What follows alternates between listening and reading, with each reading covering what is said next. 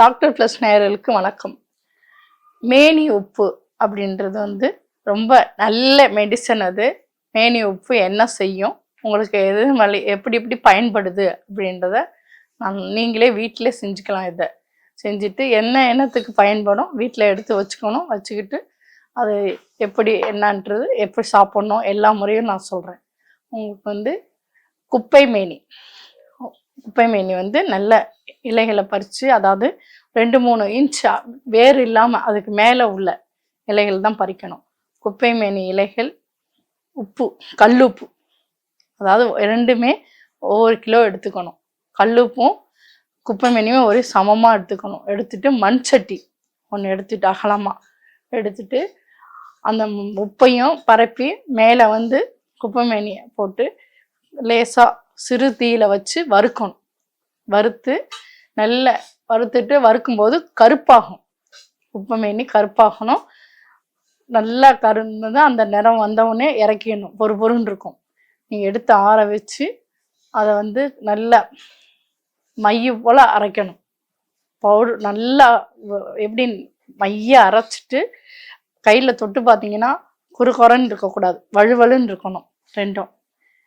அதை எடுத்து வச்சுக்கணும். ஒரு கண்ணாடி பாட்டிலில் ரெண்டையும் எடுத்து வச்சுக்கிட்டு நம்ம வந்து பயன்படுத்தும் முறை பார்த்திங்கன்னா எண்ணத்துக்குன்ட்டு வயிற்று உப்பசம், அடுத்து வந்து மாதவிடை நேரத்தில் வந்து உங்களுக்கு வந்து வலிகள் இருக்கும், அதுக்கு பெண்களுக்கு அதை வந்து ஒரு 1/4 டீஸ்பூன் சுடுதண்ணியில் போட்டு மிக்ஸ் பண்ணி குடிச்சிங்கன்னா உங்களுக்கு நல்ல ரிசல்ட்டு. வயிறு வலி, செரிமானம், வயிறு உப்பசம், கேஸு, அப்புறம் வந்து ஃபீவர் வந்தாலும் கொடுக்கலாம்.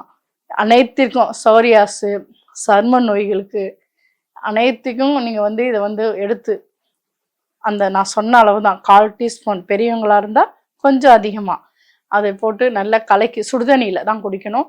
காலையிலையும் சாயங்காலம் டெய்லியுமே கொடுக்கணும். குழந்தைகளுக்குன்னா அதை விட கம்மி பண்ணி ரெகுலர் கொடுத்தீங்கன்னா உங்களுக்கு வந்து பசி எடுக்கலை, சாப்பிடல அப்படின்ற ரிப்போர்ட் இருக்காது. அந்த உப்பு வந்து உங்களுக்கு வந்து ரொம்ப காயகல்ப உப்புன்னு சொல்லுவாங்க. அதை மேனி உப்புனாலே மேனியை சுத்தப்படுத்தும் எல்லா வகையிலையுமே. உங்களுக்கு கால் எரிச்சல், வந்து யூரின் போகுது, இப்போ யூரின் அடிக்கடி போகிறவங்களுக்கு நல்லா ஒரு நல்ல யூரின் ஃப்ளோ இல்லாமல் இருக்குது, அதாவது நீர்க்கடுப்பு எல்லாத்தையும், இந்த பனிகாலத்தில் வர நீர்க்கடுப்பு எல்லாத்தையுமே இந்த மேனி உப்பு வந்து கேட்கும். அடுத்து வந்து சொறி, சிரங்கு, படை அனைத்தும் இதை ரெகுலர் பண்ணணும். கண்டிப்பாக மேனியை வந்து சுத்தப்படுத்தும் மேனி உப்பு. அந்த வீட்டில் வச்சுக்கிட்டிங்கன்னா எல்லா ஒரு நோய்களுக்கும் கொடுக்கலாம். எல்லாருக்குமே கொடுக்கலாம்.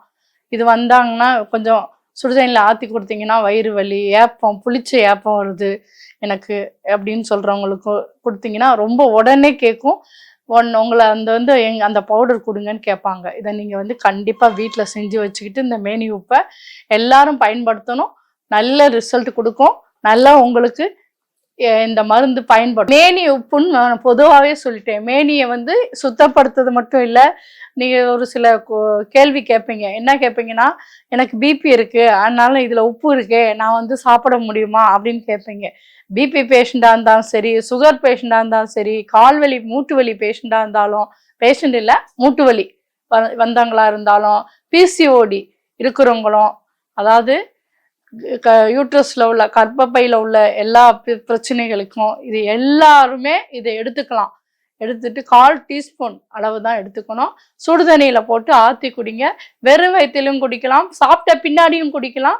நீங்கள் அதை சாப்பிட்டுட்டு நீங்கள் எனக்கு நான் பிபி இருக்குது, சுகர் இருக்குது, அதெல்லாம் நீங்கள் தேவையில்லை. அதுலேயே உங்களுக்கு எல்லாமே குறைஞ்சிரும். அடித்து சொல்கிறேன், நீங்கள் ஒவ்வொருத்தங்களும் இந்த மருந்தை வந்து டெய்லியும் வீட்டில் வச்சுக்கணும். இது வந்து வீட்டில் உள்ள குரு மருந்துன்னு நினச்சிக்கோங்க. கண்டிப்பாக இதை செஞ்சு சாப்பிடுங்க. உங்களுக்கு நல்ல ரிசல்ட் கொடுக்கும். நன்றி.